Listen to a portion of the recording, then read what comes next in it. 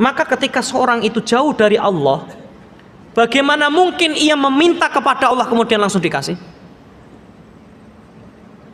Bagaimana mungkin Allah memberikan perlindungan penuh kepada seorang yang jauh dari Allah dan bermaksiat padanya, sedangkan Allah benci? Maka antum tahu kenapa kaidah orang para sahabat itu kalau sudah Rasulullah benci, Allah benci gitu ya. Bahasa makruh gitu. Benci itu makruh ya. Bahasa makruh itu para sahabat itu selalu menganggapnya apa? Haram.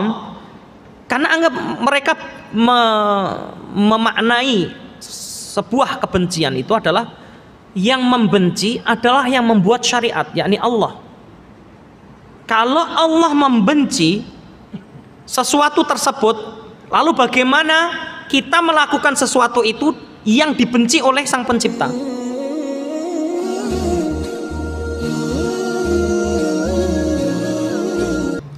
Sama sekali Allah SWT.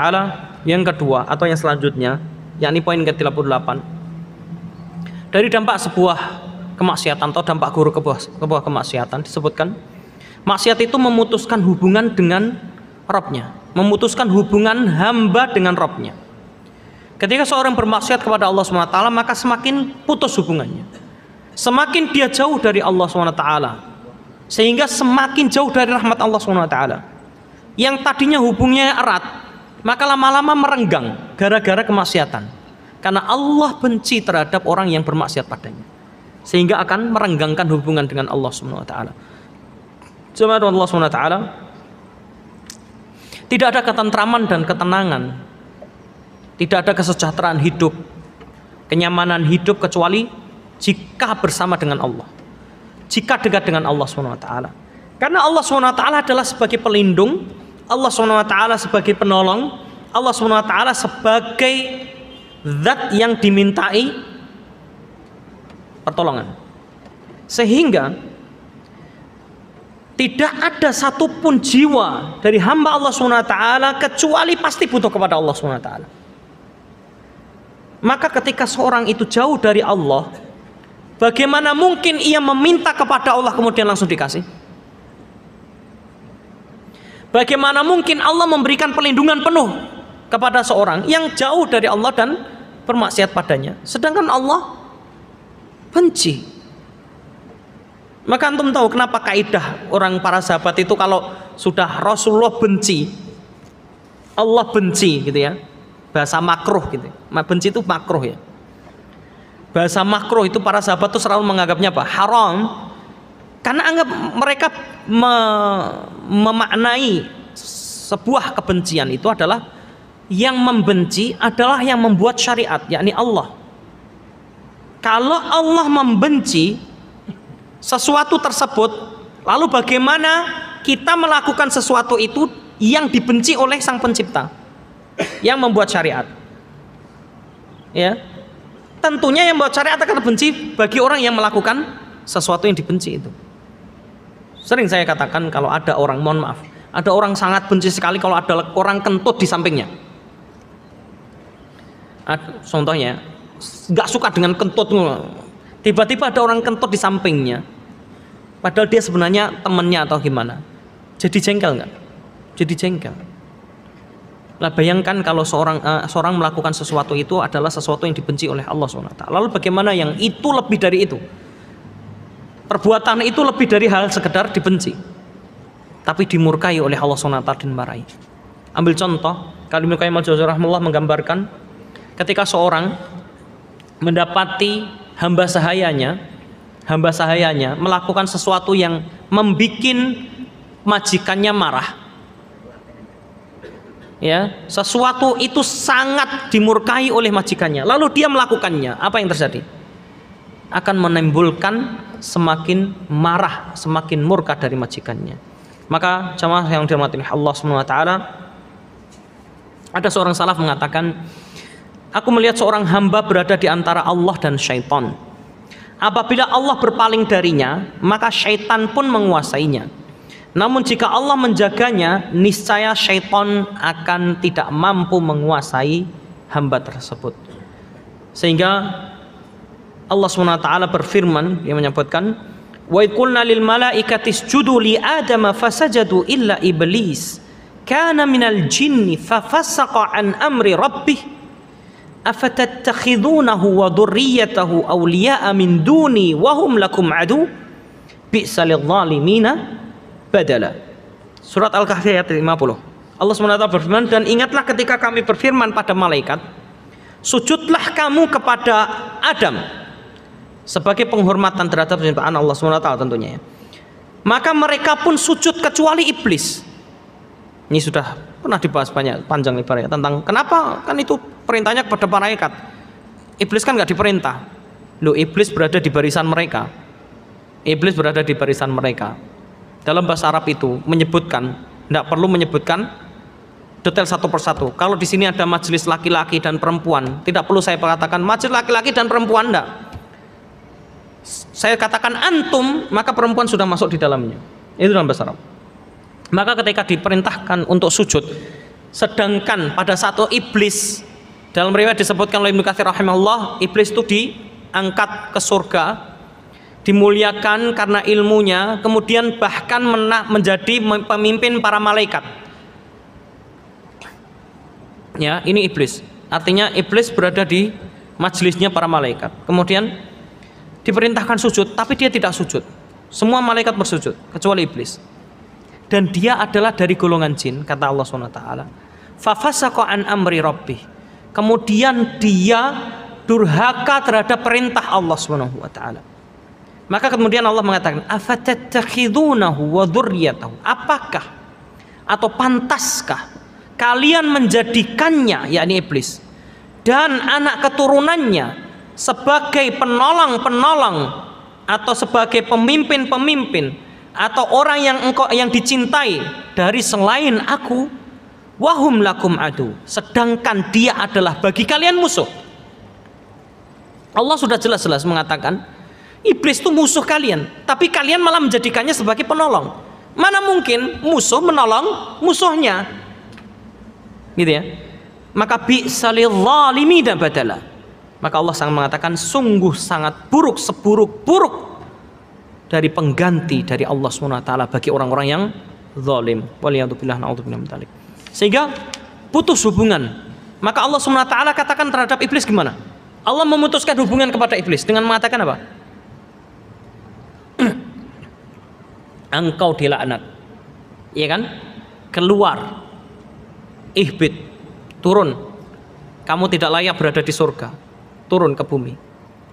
Kan begitu. Ini iblis. Ya, begitu dikeluarkan dari surga, diturunkan ke bumi, kemudian dilaknat sampai hari kebangkitan. Ini iblis. Gara-gara apa? Sebuah kemaksiatan yang menjadikan Allah murka, yang memutus hubungan antara Allah dan iblis.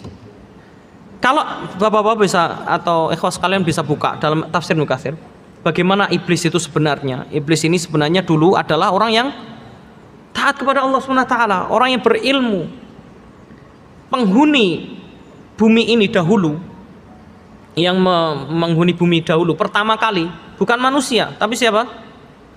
Jin. Itu yang disebutkan. Ya, jin itu lebih duluan daripada manusia.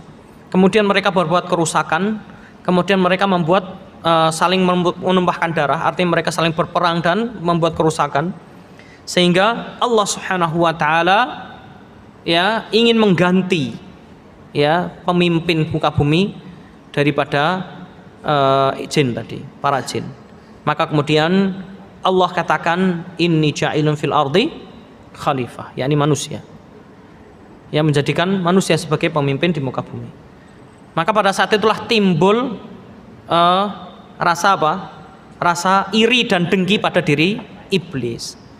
Pada saat jin itu berada di muka bumi yang mereka membuat kerusakan sebelum diciptakan manusia, maka mereka kemudian ditumpas ya oleh siapa? Pasukan malaikat. Nah, saat itulah iblis menjadi pimpinan para malaikat untuk menumpas ya para jin. Nah, akhirnya para jin lari, kalah. Ya, mereka kemudian lari ke gunung-gunung, ke samudra-samudra, itu yang disebutkan oleh Ibnu Katsir rahimahullah. Ya, kemudian Allah memuliakan iblis, kemudian diangkat ke surga. Ya, namun ternyata di hati iblis ada penyakit, ya, kedengkian kepada Nabi Adam alaihissalam. Kedengkian itu sampai apa? Anak keturunan, waliyadzubillah. Makanya kalau ada orang dendam, sampai saya dendam 7 turunan, hati-hati, ini sifat iblis. Ya, dendamnya itu 7 turunan, bukan 7 turunan lagi kalau si iblis, sampai berturunan-turunan. Ya, ini dendam seperti inilah, ya sifat iblis. Ya, tidak ada rasa dendam sama. Kalau dendam, Rasulullah berhak dendam nggak? Kalau harus dendam, seumpama boleh dendam itu, Rasulullah tentunya lebih berhak dendam untuk pada siapapun. Ya enggak? Tapi Rasulullah paham, tahu syariat Rasulullah SAW bahwa tidak boleh dendam, maka Rasulullah SAW tidak dendam. Bagaimana Al-Wahsy? Tahu Al-Wahsy yang membunuh siapa? Yang membunuh Hamzah. Coba, Al-Wahsy itu ahli dalam melemparkan tombak, sehingga dalam sejarah antum bisa buka. Kalau dia melemparkan tombaknya tidak pernah meleset. Itu. Iya benar, tidak pernah meleset. Sehingga kemudian ketika dia mengendap-endap dan lemparkan tombaknya ke pas dadanya Hamzah, maka langsung kena. Padahal dalam kondisi Hamzah berperang, ya, karena memang ahli sekali. Ini Al-Wahsy. Ya, Rasulullah dendam nggak ketika Al-Wahsy datang kepada Rasulullah kemudian masuk Islam? Enggak ada dendam. Ya, kepada Hindun yang memakan jantungnya Hamzah, meskipun tidak tertelan, ya, tidak sampai tertelan, karena Allah SWT disebutkan dalam hadis, Allah kemudian mengirim malaikat Jibril untuk supaya apa? Tidak sampai bisa menelan itu, enggak bisa menelannya kemudian memuntahkannya. Ya, ini Hindun. Tapi ini masya Allah, ya, Rasulullah dendam enggak kepada Hindun ketika dia masuk Islam? Enggak, bahkan Hindun datang pernah ketika beliau sudah masuk Islam, datang kepada Rasulullah, ya Rasulullah, Abu Sufyan itu orang yang pelit. Dia tidak pernah memberikanku harta, nafkah yang cukup untuk diriku dan keluargaku. Boleh nggak saya ngambil duitnya gitu, ya? Boleh nggak saya ngambil dari hartanya? Kata Rasulullah SAW, ambil yang secukupmu dan keluargamu, tinggalkan yang sisanya. Jangan diambil semua gitu, ya. Ini, ya, boleh ngambil harta suami tanpa sepengetahuan suami jika itu memang suaminya pelit, nggak mencukupi kebutuhan keluarganya. Nah kayak gitu. Ini Hindun datang kepada Rasulullah SAW. Rasulullah nggak dendam. Ya, Ka'ab bin Zuhair, orang yang pernah menghina Rasulullah sampai Rasulullah bahkan menangis, ya, datang masuk Islam, Rasulullah dendam nggak? Enggak. Ya, karena dalam Islam itu semua bersaudara, Pak. Baik, jamaah Allah SWT, maka kemudian disebutkan jelas sekali bahasa di sini, fafasaqa an amri rabbih, kata Ibnu Qayyim, inilah yang menjadikan iblis dan Allah putus hubungannya. Yakni apa? Dia telah durhaka kepada perintah Allah SWT. Ya, nah perilaku inilah yang menjadikan iblis keluar dari koridor yang seharusnya dan sudah putus hubungan. Maka jelas Allah lah memutuskan hubungan, maka iblis berharap dan meminta kepada, kalau memang engkau sudah menyesatkan aku, ya sudah, sekarang aku minta umurku dipanjangkan sampai hari kiamat. Akhirnya apa? Iblis itu tidak bisa mati sampai hari kiamat. Begitu ditiupkan sangkakala barulah iblis mati. Ya, ini jamaah Allah SWT, bentuk kemaksiatan itu memutus hubungan dengan Allah SWT. Maka Pak, gampang. Bagaimana caranya seorang itu bisa doanya dikabulkan oleh Allah SWT? Jauhkan maksiat. Ambil contoh. Tahu maksiat yang namanya memutus silaturahim? Ya, Rasulullah pernah mengatakan kalau seorang memutuskan silaturahim, doanya tidak akan pernah dikabul. Dan ini nyata, dalam kehidupan nyata juga ada. Ya, pernah saya suatu ketika ada seorang yang hubungan dengan ibunya saja tidak baik. Gara-gara dia sudah menikah, setelah menikah hubungan dengan ibunya jadi merenggang. Ya, apa yang terjadi? Hidupnya susah, gundah, banyak musuhnya dan lain sebagainya. Ya, dia berdoa nggak pernah dikabulkan. Dan ini nyata nih. Kisah nyata, seorang datang pada saya, pernah ngobrol-ngobrol gitu ya, nangis. Ya, saya tanya, kamu masih punya ibu? Iya. Bagaimana hubunganmu dengan ibumu? Kurang baik. Sudah lama nggak pernah kunjung ibunya. Kamu datangi ibumu, cium tangannya, minta maaf, datangi, berbakti padanya. Kalau orang itu hubungan dengan Allah SWT baik, hubungan dengan orang dengan yang lainnya baik, maka Allah akan berikan apa? Ma'isyah, sebuah kehidupan yang apa? Yang cerah. Itu pasti.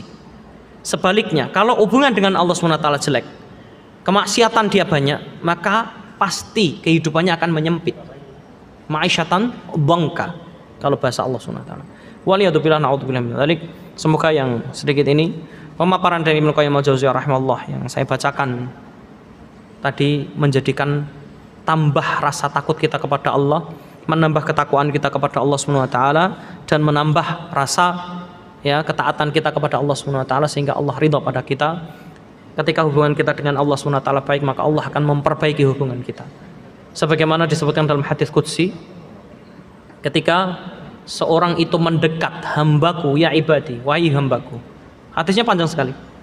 Salah satunya begini, ya ibadi, wahai hamba-hambaku, jika engkau mendekat kepadaku dengan cara berjalan, maka aku mendekat kepadamu dengan cara berlari. Jika engkau mendekat kepadaku dengan sejengkal, maka aku mendekat kepadamu dengan satu hasta. Artinya apa? Hubungan kepada Allah itu menjadi kunci kesuksesan seorang di dunia dan di akhirat.